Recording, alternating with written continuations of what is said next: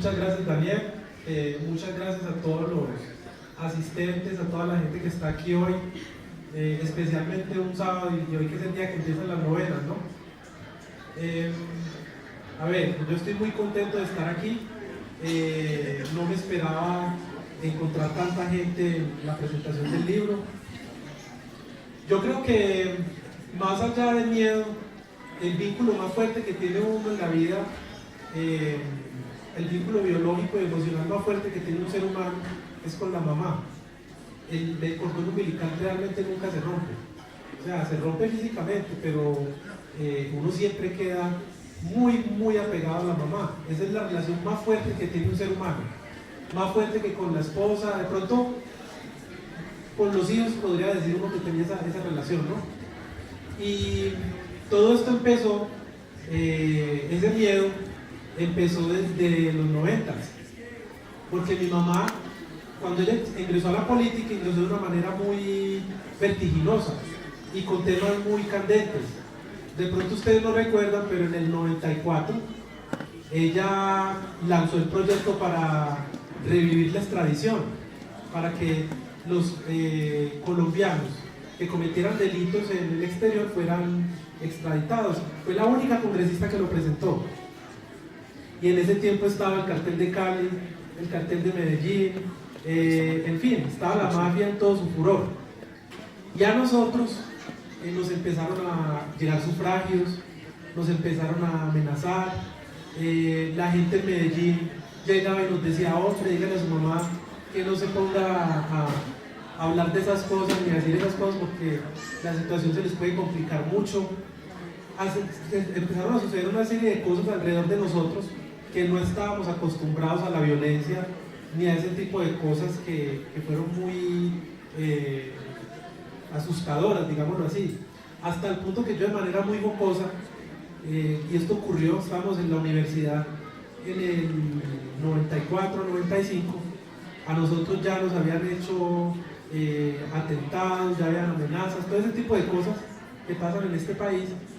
Y había un salón que daba un parque, un salón en la universidad. Yo soy médico egresado de la Bolivariana, y entonces llegó un gallinazo y se paró ahí en un árbol que daba precisamente a la ventana. Y entonces llega un compañero y dice que uy, llegaron por Juan Luis.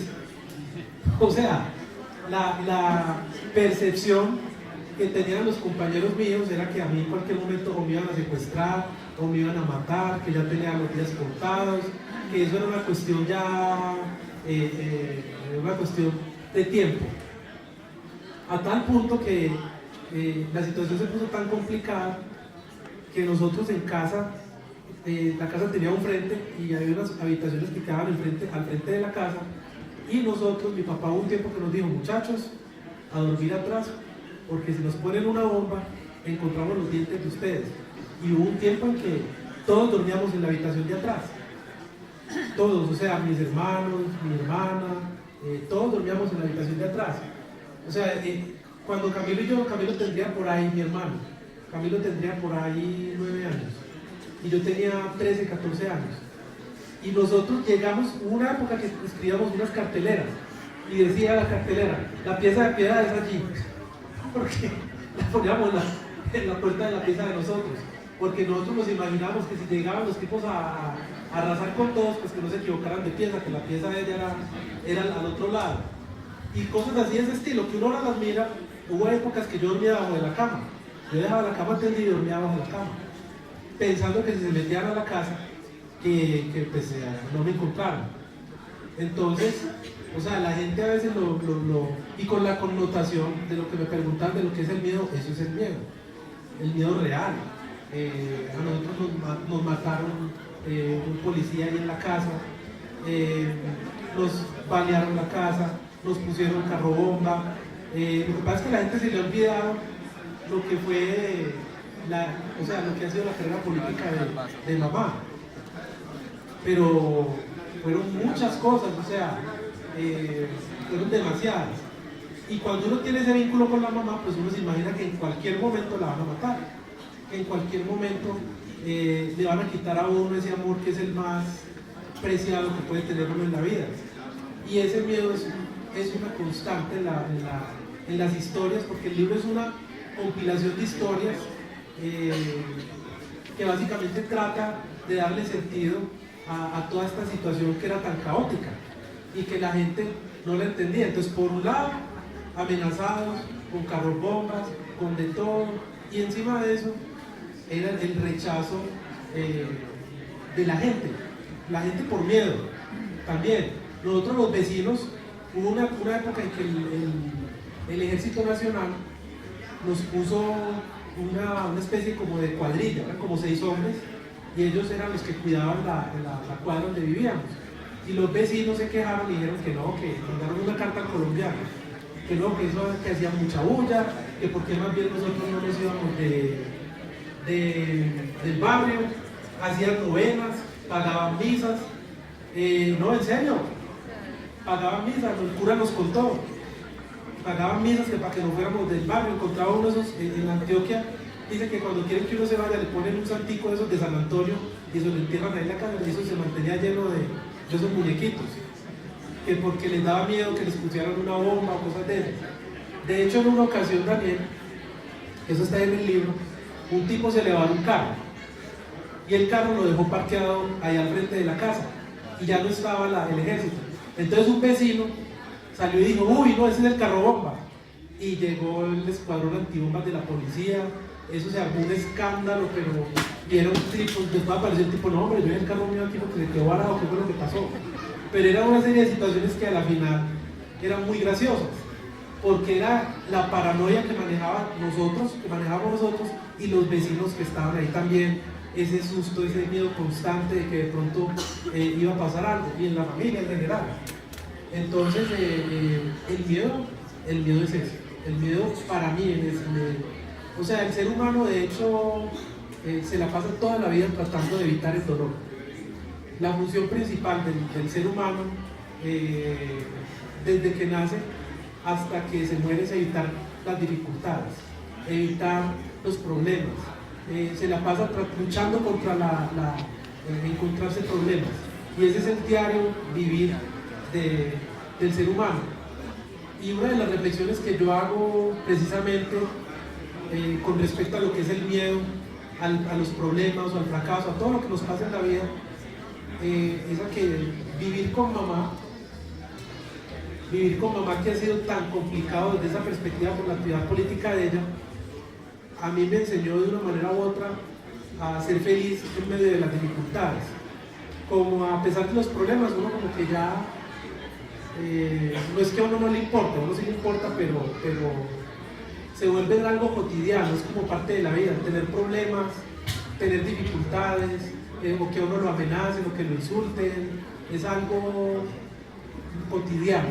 O sea, ya pasó como ese miedo, ahí en el libro sale al final, ya pasa como un segundo plano, ya hay otras cosas que importan más. Sí, se siente eso, se siente que lo logra Don Oficia Bolivariana. Él hizo una especialización en Canadá, donde homologó además su diploma. Él es médico acá en Colombia y también médico en Canadá y en Estados Unidos. Él hizo una especialización en psiquiatría en la Universidad de Mount Sinai en Nueva York, y después hizo una maestría en Yale en psiquiatría infantil. Y Juan Luis, uno diría, una persona que tiene pues toda esta formación racional que genera la medicina, ¿cómo logra y de dónde nacen esos elementos místicos que uno puede ver en su obra? Esos elementos que vienen de toda la cultura afro, de toda la cultura palenquera. Y en realidad hacia allá va mi pregunta. ¿De dónde nace eso, Juan Luis? ¿De dónde nacen esos tintes de realismo mágico que tiene su libro? A ver, yo creo que eso es parte de todos los colombianos, de tener ese aspecto mágico en nuestras vidas, y en parte se debe o sea, yo hubo un momento en que no me explicaba, por ejemplo, después de que Castaño secuestra a mamá, y entonces empieza a llegar gente a la casa en esos días y la gente no llegaba a decir, no, tranquilo, vamos a salir adelante, no, la gente llegaba a decir, bueno, mi sentido pésame, de todas maneras fue una mujer muy valiosa. Yo no, un momentico, a mí hasta que no me entreguen el cuerpo, yo no me doy por vencido. Y regresa mamá y hay una serie de situaciones que ya uno las tiene que ver como con el realismo mágico, porque son cosas que uno no las puede explicar a través de la ciencia. O sea, son cosas que son muy improbables de que sucedan, pero que terminan sucediendo y que uno dice, bueno, pero aquí tiene que haber algo más, aquí, o sea, nosotros no estamos solos, esto pudo haber terminado de una manera muy distinta y terminó de otra. Tiene que ver con mi formación como psiquiatra, la psiquiatría da pie para eso. Tiene que ver con mi fe, yo soy un hombre de fe. Yo creo que a través de todos estos años, no creo pues en el Dios que está allá arriba y que dice, pero yo sí creo que hay una especie de orden en el universo, una especie como de fuerza superior que nos guía. Y lo digo porque yo he sido testigo de muchas cosas en la vida personal de ella, en la mía, que uno no las puede explicar con la lógica que explica, por ejemplo, la lógica científica, la lógica racional, la lógica deductiva, que le llevan a uno a tomarse conclusiones muy racionales. Cuando uno dice, no, esto pasó por A, por B, y por qué pasó C. No, hay cosas que no tienen sentido. Por ejemplo, que ella la hayan devuelto viva. O sea, está bien, ahora uno lo ve normal, ¿no? Si, claro, le iban a volver, no. O sea, las probabilidades de que la mataran eran mucho más altas de que no la mataran. Después de todo lo que había hecho, se había metido con Pablo Escobar, se había metido con el cartel de Cali, había aprobado la ley de extradición, o sea, se había metido hasta con la guerrilla en ese entonces, o sea, era la opositora número uno del gobierno, o sea, era, lo más probable era que la mataran. En ese entonces mataban, aquí ustedes de pronto no recuerdan, pero aquí mataban senadores con frecuencia y mataban representantes a la Cámara con frecuencia.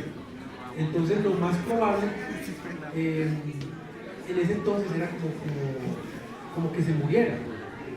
Y uno ve la historia de mamá, por ejemplo, la primera vez que salió elegida representante de la Cámara, con unos golpes de suerte, pero que una campaña sin plata, en un carrito que tenía, en un Renault 12, se recorrió todo Antioquia, ese carro se desbarató después de esa campaña. Pues era como que siempre había habido algo acompañando, algo que la favorece y que le da más de lo que realmente podía tener. Y la influencia familiar de la costa pacífica, donde ustedes saben que hay una fuerte influencia de lo que es el vudú y todas estas cosas, y las historias que uno escucha. Yo ahí cuento una historia que de hecho fue tal cual como ocurrió, y donde uno empieza como a cuestionarse hasta qué punto la lógica puede explicar lo que le pasa a los seres humanos, lo que nos pasa a todos en la cotidianidad, y que de una u otra manera hace que las cosas terminen de una manera y no de otra. Por ejemplo, yo cuando terminé mi especialización en psiquiatría en Mount Sinai, pues yo sí era muy buen estudiante, sí era muy aplicado, muy bueno, pero cuando yo me presenté a Yale, había por lo menos unas 8.000 personas presentándose a la especialización, con la connotación de que en Estados Unidos uno no paga por especializarse. O sea, pasan los mejores, pues, y esa gente que pasa le pagan un salario por trabajar allá. Las probabilidades que yo tenía de pasar a ese programa eran de 6 en 8.000, porque eran 8.000 personas compitiendo por 6 cupos. Entonces yo podría sentar aquí y decirlo, sentarme y decirles, no, es que yo soy un gran campeón, yo soy el mejor. No, en eso también hubo mucha suerte. Resulta que el tipo que me entrevistó, Andrés Martín, que es el editor, un gran amigo mío, es el editor del libro de psiquiatría infantil más famoso que hay en el mundo, que se saca cada 4 años, es un mexicano, había acabado de entrar y hablaba español. Y en ese día no le tocaba a él entrevistarme a mí, le tocaba a él hacer otra entrevista para otras, pues, de otras cosas. Pero en ese día, por un problema que tuvo esa persona, a él le tocó entrevistarme a mí. Entonces, cuando llegaron a la entrevista, porque como iba tanta gente, entrevistaban ya 20, entonces le iban preguntando de uno en uno, ¿usted qué hace? ¿Usted qué hace? Y antes de mí había unos tipos y es que, no, yo tengo un doctorado en tal cosa y tal otra, y yo dije, no, ¿yo qué voy a decir, hermano? Yo escasamente soy médico con una maestría, pues no tenía esa formación. Pero cuando llegó él a donde le dije, no, yo me llamo Juan Luis, yo crecí en Medellín y en una universidad que se llama La Bolivariana, y después me dijo, y me dijo el tipo, ¿usted habla español? Y yo le dije, sí, es que, qué bien, aquí hay muchos hispanos. Y por esa connotación me terminaron aceptando en el programa, porque hablaba español. O sea, esa fue una de los plus. Pero si no le hubiera ocurrido a la otra persona lo que le ocurrió, de pronto no le hubiera pasado al programa. Entonces hay cosas que suceden que uno las podría tratar de explicar con la lógica, pero no, la lógica a veces no alcanza a explicar esas cosas. Y en el libro yo lo que trato es de darle un tinte de eso que a veces uno no alcanza a explicar, que nos ocurre a todos en la vida y que nos sucede en momentos determinados. Y es un tinte maravilloso, Juan Luis, y siempre en su respuesta está su mamá. Siempre está ahí metida. Yo sí quiero corregir algo, porque acá hablaban de una biografía, cuando presentó Néstor el libro, y hablaba de una biografía de Piedad Córdoba. Y en realidad este libro no es una biografía de Piedad Córdoba. Este libro es la historia de Juan Luis y de cómo la vida de Piedad Córdoba repercute en la vida de Juan Luis. Y ahí está la maravilla de este libro, porque es que es muy difícil encontrar a un biógrafo que haya nacido. Y en este sentido, Juan Luis, yo quisiera preguntarle, y quisiera que usted me precisara cuáles son los universos políticos, filosóficos, ideológicos, profesionales, que lo llevan a usted a ser distante de su mamá. Esa distancia que uno ve en el libro. Pero también al final del libro uno ve cómo usted se acerca a ella, cómo usted logra encontrarse con ella nuevamente. Y en este sentido viene la segunda parte de la pregunta: ¿cuáles son esos universos que lo acercan a usted a él? Bueno, a ver, yo creo que lo que nos distanció fueron las posturas políticas, pero no por las posturas políticas, sino por lo que eso implicaba. Por ejemplo, que a uno le pongan bombas, que lo avaleen, que lo insulten en la calle, en fin, toda esa serie de cosas. Eso empieza a milanar el carácter de uno también. Uno empieza a decir, no, esto no da plata, esto no genera amigos, esto no genera ningún bienestar. O sea, yo le decía, pero ¿para qué te metes en esos problemas? O sea, a ver, ¿qué gano? Por ejemplo, cuando se metió en la vaina esta de las liberaciones de los secuestrados que tenía la FARC, yo me acuerdo mucho la discusión que tuvimos antes de ir allá a la selva, pues, a reunirse con esta gente. Yo le decía, ¿para qué te vas a meter en eso? O sea, ¿eso qué te va a generar? Obviamente que hay un antecedente, y es que ella había estado secuestrada, nosotros habíamos tenido una hermana que había estado desaparecida por 3 años, y ella pues yo creo que tenía una necesidad ella experimentó mucha alegría cuando aparece Nati, yo también, obviamente, y yo lo entendí, yo entendía por qué ella lo hacía, pero yo sabía los peligros de hacerlo, yo ya veía lo que se avecinaba. Entonces yo le decía, pero ¿para qué te vas a meter en eso? Eso no trae nada, eso no sirve para nada, eso lo que va a traer es problemas. Y tal como yo lo dije, ¿qué nos trajo? ¿Qué dicen hoy?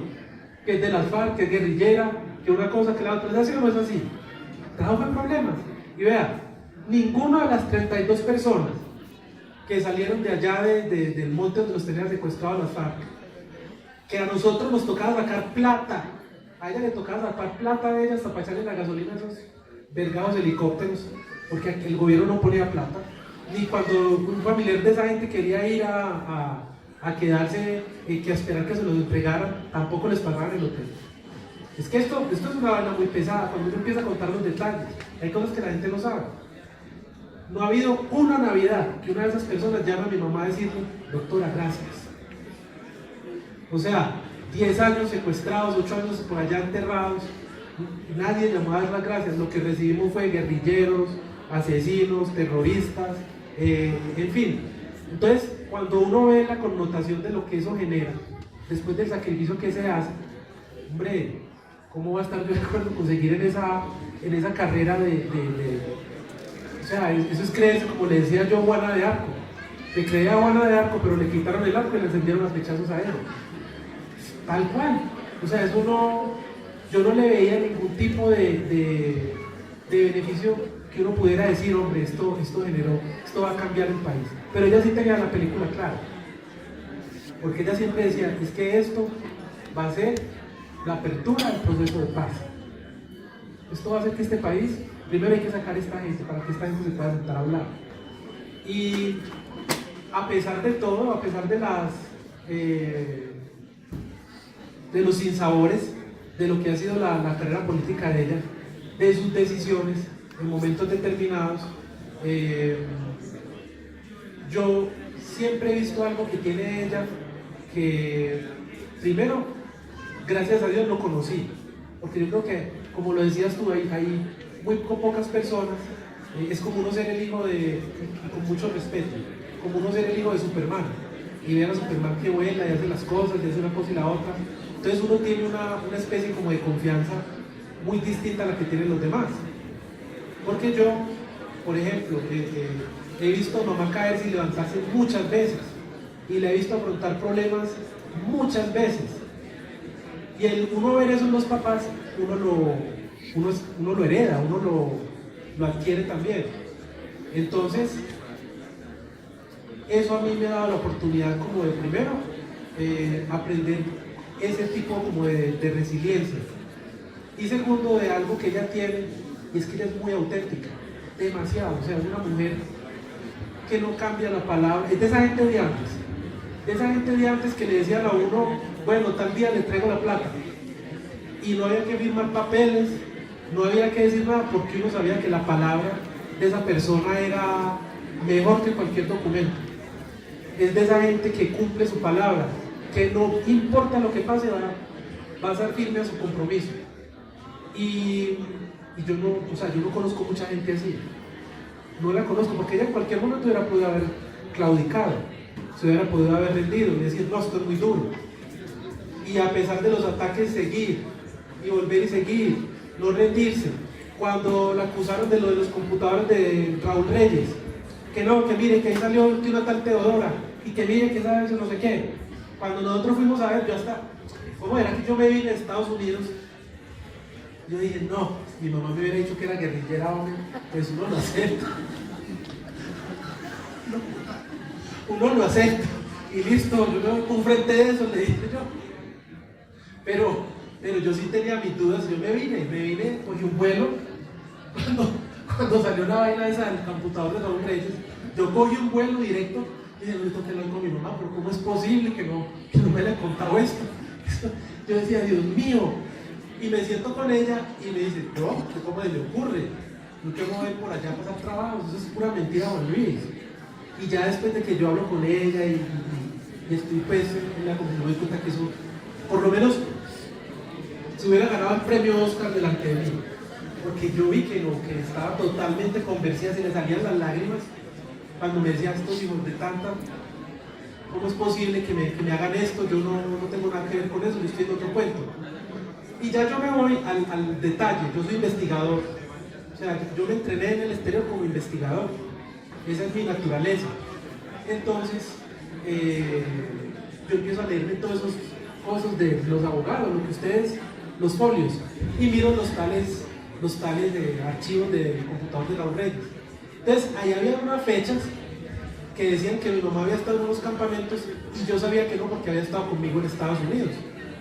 Entonces ahí es que yo, o sea, ni qué pena con mamá, pero yo tuve que ver eso con mis propios ojos para yo cerciorarme de que me estaba diciendo la verdad. O sea, ahí estaba clarito. Y inventaron fechas, trastocaron testigos. Hubo un testigo que dijo en alguna ocasión que ya había estado en una reunión con un tipo ahí, mentira, estaba en Canadá con nosotros. O sea, había muchas mentiras. Y ya después el policía que va a la declaración de la Corte Suprema y a la Procuraduría, a todos estos entes, dice, hombre, la verdad, aquí no hay ningún computador. A mí me entregaron unos archivos de Word y yo los imprimí. Esos son los famosos archivos del computador de Reyes, para los que no lo sabían. O sea, no había ningún computador. Y a la gente le vendieron la idea en las noticias de que había un computador. Es más, los medios de comunicación de este país son tan mentirosos, son tan sucios, que en alguna ocasión nosotros nos fuimos para Puerto Rico. Después de que yo pasé a especialización en Estados Unidos, yo le dije a mi mamá, bueno, vámonos juntos de vacaciones a Puerto Rico, yo invito y alquilamos una casa, lo que sea. Y aquí en RCN, Vicky Dávila y Claudia Murizati, cuando eran las dos presentadoras del noticiero de RCN, salieron diciendo que extra, cuando, yo no sé si ustedes, no sé si todavía lo muestran aquí, yo no volví a ver noticias por eso, extra, la senadora Piedad Córdoba ha sido encontrada que tiene tarjetas de crédito emitidas por el gobierno venezolano, extra, entonces entrevistan a un tipo que es que supuestamente venezolano, y el tipo, sí, aquí hemos encontrado a la senadora Piedad, y se echa un cuento, y la tarjeta de crédito era la mía, yo era el que había pagado. ¿Ustedes sí me entienden? O sea, era una vaina de esas como del mundo de lo desconocido, que uno decía, pero estos manes, ¿cómo es posible que hagan una vaina de esa? Y nos dañaron las vacaciones a todos. O sea, se nos cagaron en las vacaciones, como dice uno vulgarmente. Ni siquiera nos habíamos quedado en un hotel. Nos fuimos al apartamento de un amigo. Y cosas así, cosas como por ejemplo, cuando estaba yo en plena campaña hace 4 años, en esta época, y editaron un video que decía, que donde ella decía viva la paz, y lo editaron y lo sacaron en YouTube y le cambiaron la parte de paz y decía FARC. Entonces todo el mundo diciendo, vea, ahí está haciendo la apología a las FARC. Es más, a este señor que no me creía, yo le tuve que buscar el otro video, y lo encontramos o no, donde se vio que lo habían editado y que era un video falso. Entonces después hay una historia muy bonita de un rabí judío, de un tipo que llega y emite un concepto falso acerca de un negociante amigo de él, donde él dice que el negociante era un ladrón. Entonces, este negociante, el que dicen que era un ladrón, iba a cerrar un negocio y el negocio se le daña por la reputación que le sacaron. Entonces él se va donde el rabí le dice, mire lo que me pasó, yo no sé por qué me hicieron esto, yo qué voy a hacer, y el tipo entra en una depresión muy profunda. El señor que emite el concepto se da cuenta de lo que hizo y va donde el padre pues, de ellos y le dice, yo cómo hago, mire lo que le dice, el daño que le dice este señor, y le dice, bueno, usted va a ir y va a coger una almohada, pero esas que es de plumas, y viene aquí a la plaza donde yo le digo qué penitencia va a hacer. Entonces el tipo va con la almohada y le dice, ahora la almohada, rómpala, tire las plumas. Después de que tira las plumas, el tipo le dice, el rabí, recoja todas las plumas y vuelve a armar la almohada. Dice, pero es que es imposible, ya todas las plumas se fueron. Ah, eso fue lo que usted hizo. Entonces vaya y le cuenta a todo el mundo que lo que usted dijo fue mentira y le pide disculpas a su familia. Lo que quiero decir es que después de que ya, por ejemplo, aquí los medios de comunicación emiten una noticia, ya es muy complicado. Ya después, o sea, ya no hay manera de recoger el daño. Ya, por ejemplo, el tema de la tarjeta de crédito, hay gente todavía que cree que eso era cierto, eso era totalmente falso. El tema del video, dice que supuestamente a mí en Twitter a cada rato vean lo que decía su mamá. Entonces yo llego y les mando el verdadero video, miren lo que realmente estaba diciendo. Pero hay gente que se creyó todo eso. Lo que decían del tema de las FARC. Aquí, con los impuestos de ustedes y míos, con lo que ustedes pagan, con ese IVA, como el IVA que paga uno aquí, con los impuestos de catastro, con todo, financiaron unos grupos para hacer terrorismo a los opositores de este país. Entonces, y eso está escrito. O sea, esto no es invento mío, eso está en la Corte Suprema de Justicia. Hay un libro que se llama Las Chuzadas, de Julián Martínez, que ganó el premio Simón Bolívar, donde demuestran específicamente lo que hacía